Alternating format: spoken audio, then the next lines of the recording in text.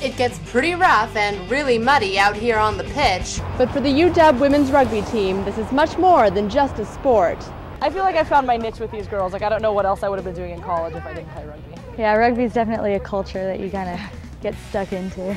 That's right, a culture, and for some players like team captain Angel Smith, it's also a second family. My first few years at UW were sort of rocky, and I honestly thought about quitting, and then I came in my first day here, and then I knew I was going to stay. It was just an instant family. Rugby is often compared to American football, but there are some important differences.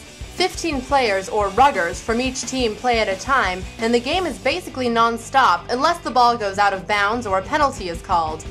And no one wears pads. I get scrapes all over my face all the time, and I've sprained both my ankles maybe 4 or 5 times.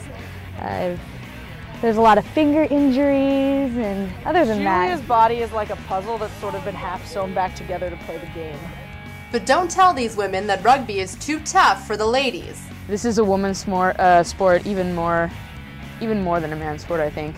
During this practice game of touch with the men's team, the women made it clear they can hang just fine with the boys, and they're confident they're only getting better. A couple of weeks ago we played Western Washington University, and I think that was possibly the best game we've ever played as a team. Of course, you can find out more about UW women's rugby online. Reporting from the University of Washington, I'm Marisa McQuilken for the Daily Videocast.